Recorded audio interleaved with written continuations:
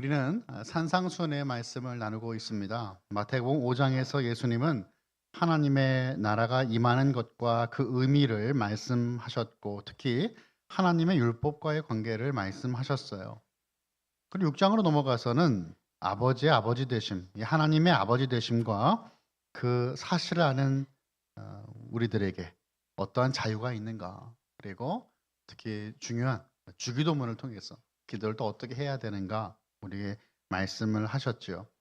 7장은 하나님의 그 심판과 그 심판이 우리의 삶 방식에 미치는 영향을 말씀하시는데, 오늘 말씀은 비판하지 말라라고 하는 이 강력한 메시지로 시작이 됩니다.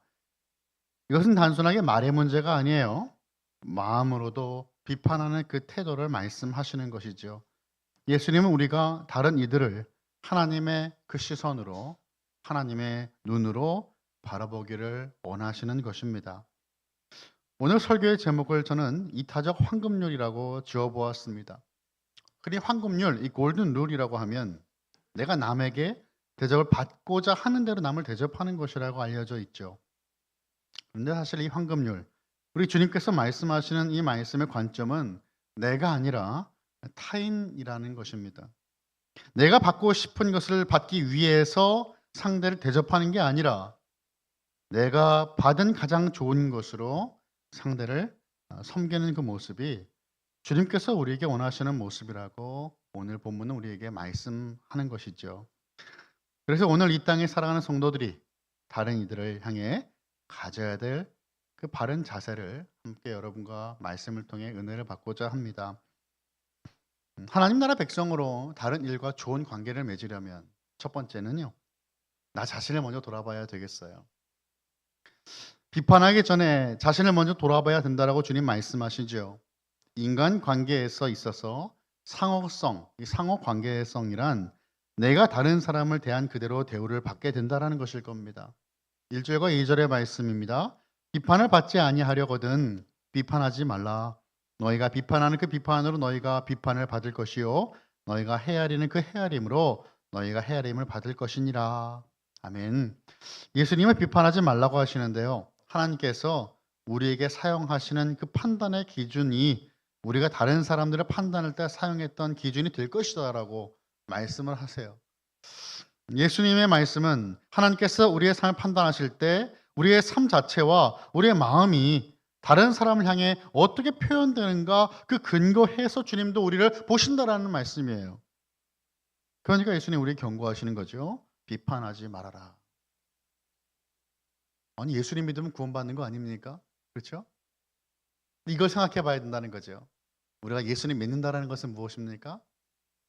죽을 수밖에 없는, 이미 죽었던 우리가 살아났다라는 것이에요. 믿는다라는 것은 구원을 받았다는 것이고 은혜를 경험했다라는 것입니다.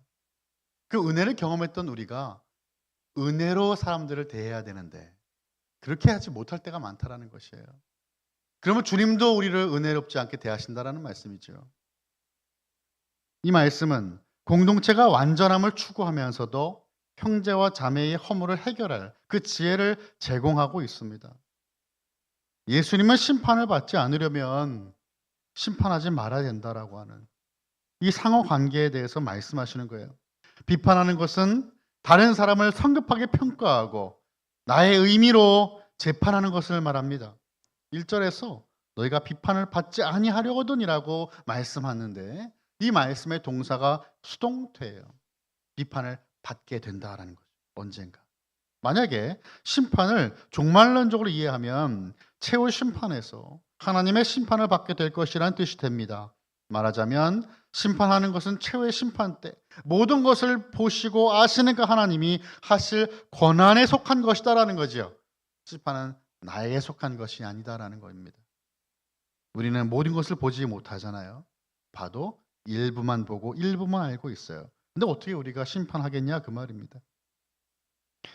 하나님의 심판 또는 비판을 피하려면 다른 이를 비판하는 비난을 하지 말라라고 말씀하세요. 이 모습은 결국 하나님의 역할을 흉내내지 말아라라는 뜻입니다. 2절을 넘어가면 헤아리는 그 헤아림으로 너희가 헤아림을 받을 것이다 라고 말씀하시는데, 여기에 기록된 헤아림이라고 하는 단어는요, 이제 기준이 되는 것을 의미해요. 그러니까 헤아림에 쓰인 말이 시장에서 곡물을 측정할 때 쓰는 도구죠. 한 바구니, 이런 바구니 같은 거예요. 그러니까 평가의 기준이라고 할 수 있습니다. 상대방을 평가하는 기준이 그날에는 하나님을 심판하실 때 사용될 것이다라는 거죠. 내가 아니라는 것입니다. 3절과 4절의 말씀 우리 한번 같이 읽어보겠습니다. 시작. 어찌하여 형제의 눈 속에 있는 티는 보고 내 눈 속에 있는 들보는 깨닫지 못하느냐? 보라, 내 눈 속에 들보가 있는데 어찌하여 형제에게 말하기를 나로 내 눈 속에 있는 티를 빼게 하라 하겠느냐? 아멘. 오늘을 보면 들보라고 표현된 것은 건축물의 기둥이나 석가래와 같은 큰 나무를 의미합니다. 반면에 티라고 하는 것은요, 먼지가 아니고 마른 나뭇가지를 의미합니다. 눈에 통나무가 들어있으면 당연히 사물을 볼 수 없게 되겠죠. 자신의 허물이 통나무처럼 커서 눈을 가리고 있는데 형제의 행위를 평가한다는 것은 말이 되지 않아요. 만약 어떤 사람의 눈에 들보가 있어요. 그런데 그 사람이 다른 사람에게 말을 하는 거예요. 당신 눈에 있는 티를 내가 빼주겠습니다. 눈에 큰 나무 들보가 꽂혀 있는 그 사람이 다른 사람의 눈에 있는 작은 나뭇가지를 빼주겠다라고 말하는 것이죠. 이 모습은 참으로 우스꽝스러운 모습입니다. 그러나 예수님은 이 비유를 통해 우리의 모습을 보여주시는 거예요. 우리는 종종 다른 사람의 죄에 대해서는 아주 민감하지만 나 자신의 죄는 둔하죠. 아주 관대합니다. 문제가 있다는 거죠. 성경에 이것을 보여주는 사건이 있어요. 다윗은 밧세바 사건으로 큰 죄를 지었습니다. 그러나 그는 자신의 죄를 제대로 보지 못하고 있습니다. 그때 하나님께서 선지자 나단을 그에게 보내셨어요. 나단은 다윗에게 한 비유를 들려줍니다. 어떤 부자가 하나가 있는데 양이 매우 많았습니다. 그런데 손님이 오자 자기 양을 잡지 않고 이 가난한 사람, 단 하나뿐인 작은 암양 새끼를 빼앗아서 손님을 대접한 것이죠. 이 이야기를 듣자 다윗이 분노합니다. 여호와의 살아계심을 두고 맹세하노니 이 일을 행한 그 사람 마땅히 죽을 자라. 그가 불쌍히 여기지 아니하고 이런 일을 행하였으니 그 양 새끼를 4배나 갚아 주어야 하리라. 화가 단단히 난 겁니다. 화를 내는 다윗 앞에서 나단은 말합니다. 당신이 그 사람이라. 그 순간 다윗은 자신의 죄를 보게 되는 것이지요. 사랑하는 성도 여러분, 우리는 종종 다른 사람의 죄를 보며 분노합니다. 어떻게 이러이러한 사람이 이런 죄를 범할 수 있느냐? 그러나 하나님 앞에 서면 우리는 이렇게 고백할 수밖에 없어요. 하나님, 하나님의 은혜가 아니었다면 나도 저 사람과 같았을 것입니다. 하나님의 심판을 진지하게 아는 사람은 다른 사람을 정죄하기 전에 먼저 자신의 마음을 살피는 사람이 되는 것입니다. 3절과 4절에서 반복되는 단어는 형제라는 말이에요. 형제. 이 형제라는 말을 주님이 썼을까요? 하늘 아버지를 같은 아버지로 둔 하늘 공동체에 속한 구성원인 성도를 가리키기 때문이죠. 이미 우리는 6장을 보면요. 주기도문을 통해서 그 사실을 확인했어요. 주기도문에서 뭐라고 시작합니까? 하늘에 계신 우리 아버지라고 시작되고 있단 말이에요. 형제 자매이란 말이죠. 주님 안에서 한 형제 자매된 우리란 말이에요. 주 안에서 한 형제 자매된 이들이에요. 그런데 이러한 성도가 이중잣대로 형제와 자매를 비난하고 재판해버리는 행위는 공동체에게는 엄청난 큰 충격을 가할 수 있다라는 겁니다. 1절과 2절에 연결해 보면 이러한 태도를 취하는 사람은 그 형제와 자매의 아버지가 되신 하나님의 심판 대상이 됩니다. 이처럼 3, 4절은 심판하는 자신을 깊이 생각하여서 깨닫게 되기를 주님은 강조하고 계세요. 자신의 그 더 큰 문제를 인식하지 못하고 이웃의 형제자매의 작은 문제에 집착하는 것은 스스로 속고 있다라는 것입니다. 자기 기만이 결국 위선이죠. 위선. 그래서 예수님 5절에서 뭐라고 말씀하세요? 위선자라고 꾸짖으시는 거예요. 같이 읽어보겠습니다. 시작. 외식하는 자여 먼저 내 눈 속에서 들보를 빼어라. 그 후에야 밝히 보고 형제의 눈 속에서 티를 빼리라. 아멘. 장애물이 들어있는 눈으로 이 타인의 문제를 크게 보면서 나의 모습은 보지 못하는 스스로 속게 되기 때문에 이 사람은 위선자입니다. 예수님 5절에서 형제의 눈 속에 티를 빼는 것 자체, 그 행위 자체를 부정하지는 않으셨어요. 문제는 내가 지금 보는 나의 관점이 과연 옳은가 하는 거예요. 형제의 눈 속에 티가 있을 수 있어요. 비판을 받을 행동이 있을 수 있어요. 그런데 먼저 나의 눈을 깨끗하게 만들고 그리고 나서 형제의 눈을 보았을 때 그때도 티가 있으면 그 나무까지 제거해 줘야 된다 그 말이죠. 여기서 중요한 것은 바로 사랑입니다. 사랑. 사랑이 없는 조언은요, 상처가 돼요. 이 사람이 지금 나에게 사랑으로 조언을 하고 있는가 아닌가, 정지하고 있는가, 조언을 받는 사람은 압니다. 조언은 비판이 아니라 회복이 목적이 되어야 한다라는 말이에요. 그러니까 사랑이 있어야 하는 것이죠. 다른 사람들의 행동을 지적하는 말이 튀어나오려 할 때마다 자기 자신을 먼저 돌아봐야 되겠습니다. 초등학생이 그런 말 하더라고요. 엄마가 하는 잔소리가 잔소리인지 조언인지 어떻게 알 수 있냐? 조언을 들으면 기분이 좋은데 잔소리 들으면 기분이 나쁘대요. 무슨 말인지 아시겠죠? 사랑으로 해야 됩니다. 우리는 얼마나 자신의 연약함을 망각한 채 자기 다른 사람의 잘못을 지적하고 있습니까? 우리는 은혜 앞에 겸손해야 되겠습니다. 예수님은 먼저 우리 내면을 성찰하고 깨달으라고 말씀하시는 거예요. 판단은 하나님께 맡기고 우리는 사랑과 겸손으로 형제를 도와야 합니다. 회복을 위한 권면은 용기와 지혜가 필요한 일이지만 그것이야말로 진정한 사랑의 실천이에요. 우리가 하나님 앞에서 자신의 죄를 정직하게 직면하고 회개할 때 그 은혜를 경험한 자로서 이제 우리는 다른 일을 품을 수가 있습니다. 두 번째는 상대를 돌아보기입니다. 상대를 이제 보는 거죠. 이처럼 하나님의 심판을 아는 사람은 다른 사람들이 이제 분별하게 되지요. 내가 그 심판자의 자리에 있지 않기 때문에 지혜롭게 분별할 수가 있어요. 6절의 말씀 제가 읽어보겠습니다. 거룩한 것을 개에게 주지 말며 너의 진주를 돼지 앞에 던지지 말라. 그들이 그것을 발로 밟고 돌이켜 너희를 찢어 상하게 할까 염려하라. 아멘. 이 말씀은 복음을 전할 때에도 지혜와 분별이 필요하다는 말씀이에요. 비판하지 말라라고 하는 이 말씀에 이어서 갑자기 개와 돼지가 나왔어요. 당시 유대 문화에서 개와 돼지는 부정하고 경멸스러운 존재로 여겨졌습니다. 예수님은 복음을 무시하고 조롱하는 이들에게 거룩한 것을 무분별하게 나눠주지 말라라고 말씀하시는 거죠. 이는 전도를 포기하라는 뜻이 아니고요. 효과적인 접근 방식을 해야 된다라고 말씀하시는 것이었습니다.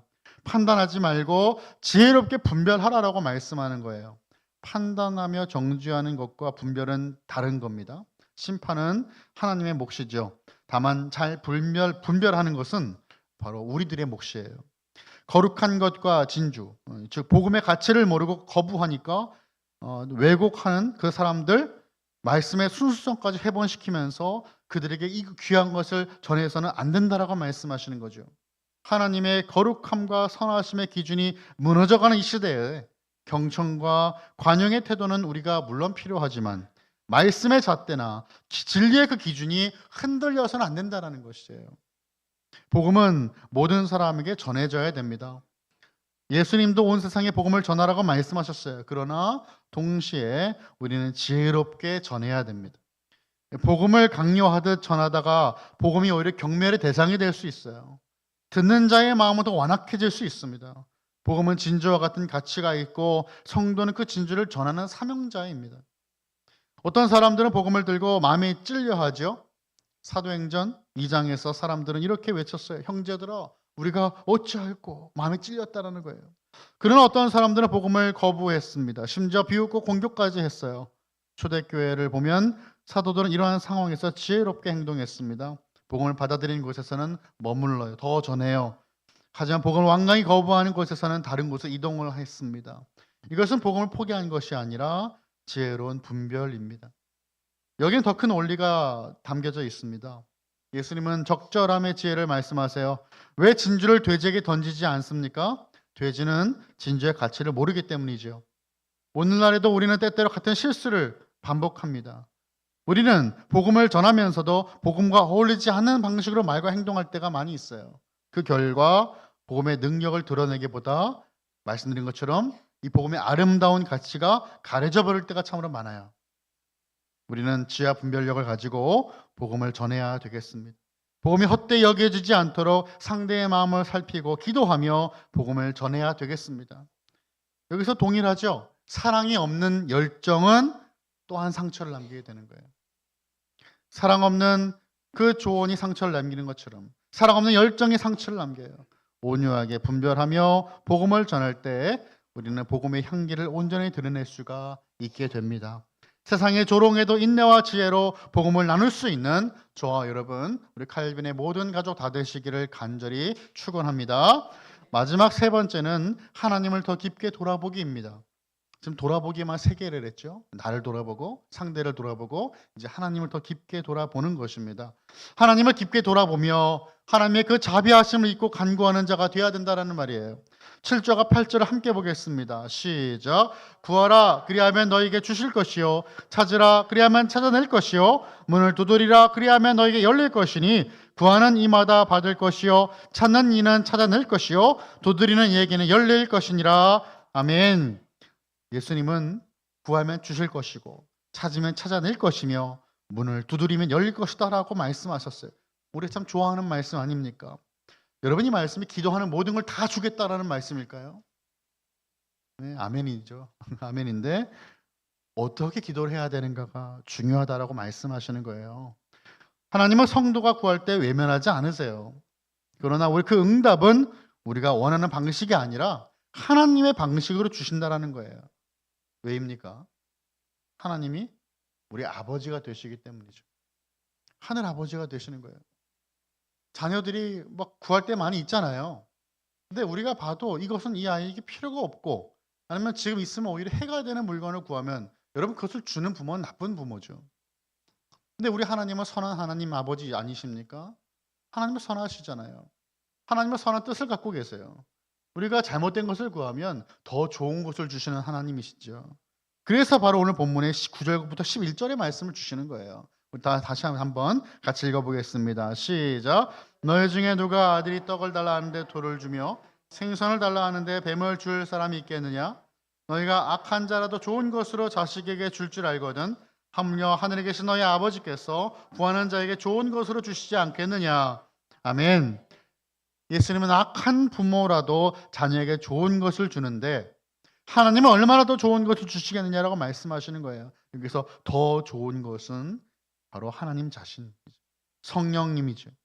누가복음 11장 13절을 보시니까 예수님 이렇게 말씀하세요. 동일한 말씀이죠. 너희가 악할지라도 좋은 것을 자신에게 줄 알거든 하물며 너희 하늘 아버지께서 구하는 자에게 성령을 주시지 않겠느냐라고 말씀하셨어요. 성령을 주시지 않겠느냐? 오늘 본문의 흐름을 따라다 쭉 따라가다 보면 이렇게 좋은 것을 주시는 하나님 아버지, 하나님 자신을 내어주시는 그 아버지, 그 주님의 사랑까지 우리가 다다르게 된다는 것이죠. 예수님의 설교의 주제가 우리 갑자기 바뀌는 거 아닌가라고 생각할 때도 있어요. 예수님은 이제 구하고 찾고 두드리는 것에 대해서 말씀하시는데요. 성경의 주석가들은 이 부분과 앞의 내용 사이의 이 연결고리가 분명하지 않다라고 말해왔습니다. 왜 심판과 분별이라는 주제에 갑자기 기도가 끼어 들어왔냐 이 말이에요. 그래서 여러분 7절부터 12절은 단순히 내가 기도하는 모든 기도가 응답된다라고 하는 우리가 해석하고자 하는 응답의 주제가 있는 것이 아니다라는 거죠. 단순히 기도만 다루는 것이 아니라 더 넓은 문제를 다루고 있다는 것이에요. 지금까지 예수님의 설교를 따라온 사람이라면 누구나 내가 누구인지 깊게 깨닫게 되었을 겁니다. 우리는 하나님 앞에서 영적으로 파산한 거지와도 같은 존재 아닙니까? 예수님의 산상수훈 첫 시작이 바로 그것이었어요. 심령이 가난한 자는 복이 있나니 천국이 저희 것이다라고 주님 말씀하십니다. 이런 심령이 가난한 자가 말이 심령이 가난한 자지 거지라는 것과 다를 게 뭐가 있습니까? 영적으로 파산한 것이다라는 거예요. 내 힘은 아무것도 할 수 없는 존재라는 것입니다. 우리는 영적으로 가난하여 잘 보지도 못하고 분별도 못해요. 예수님을 믿고 따르는 제자라고 하지만 너무나 부족한 존재입니다. 항상 부족합니다. 그래서 나 같은 죄인 살리신 그 은혜에 놀라워 이렇게 고백하는 것 아니겠습니까? 이 Amazing Grace 찬양할 때마다 감동이 되는 이유가 무엇입니까? 이 고백이 늘 새로운 고백이 되기 때문이에요. 그렇다고 우리가 하나님께 드릴 수 있는 것이 많이 있습니까? 이 세상에 하나님 것이 아닌 것이 없는데 우리가 무엇을 드릴 수 있겠습니까? 드릴 수 있는 것도 사실 없습니다. 그래서 우리는 하나님의 은혜를 구하는 거예요. 그러나 우리는 확신 가운데 구할 수 있습니다. 왜입니까? 우리가 구할 때 응답하시고 우리가 찾을 때 자기 자신을 나타내시며 우리가 두드릴 때마다 마음의 문을 여시는 분이 바로 우리 하늘 아버지이시기 때문입니다. 하나님의 자녀들은 아버지의 끊임없는 공급과 인도를 필요하는 이들이에요. 그래서 그 결과 다른 사람들을 대할 때마다 아버지의 그 사랑을 나타내야 될 책임이 우리에게 있다는 거죠. 우리가 자녀이기 때문에. 그래서 12절로 넘어가는 12절이 나오는 거예요. 함께 읽어보겠습니다. 시작. 그러므로 무엇이든지 남에게 대접을 받고자 하는 대로 너희도 남을 대접하라. 이것이 율법이요 선지자니라. 아멘. 골든룰, 황금률로 알려진 말씀이죠. 랍비들의 문헌의 토비트 이 문서를 따르면 다른 사람이 너에게 행한 싫은 일을 다른 사람에게 하지 말라라는 문구가 있다고 합니다. 다른 사람이 나한테 행했을 때 내가 싫은 그 일, 다른 사람이 너 하지 마라. 그런 내용이죠. 하지만 예수님은 이 원칙을 뒤집어서 긍정문으로 만들어 버리신 거예요. 예수님 말씀 본질적으로 이런 뜻입니다. 너희가 좋아하는 것을 다른 사람들에게 행하라. 그래서 이 말씀은 내가 중심이 아닌 거죠. 다른 사람이 중심이에요. 핵심은 타인 중심적이라는 것에 있어요. 무조건적인 사랑, 아가페 정신이 예수님의 말씀 중심에 있는 겁니다. 이타적 황금률이에요.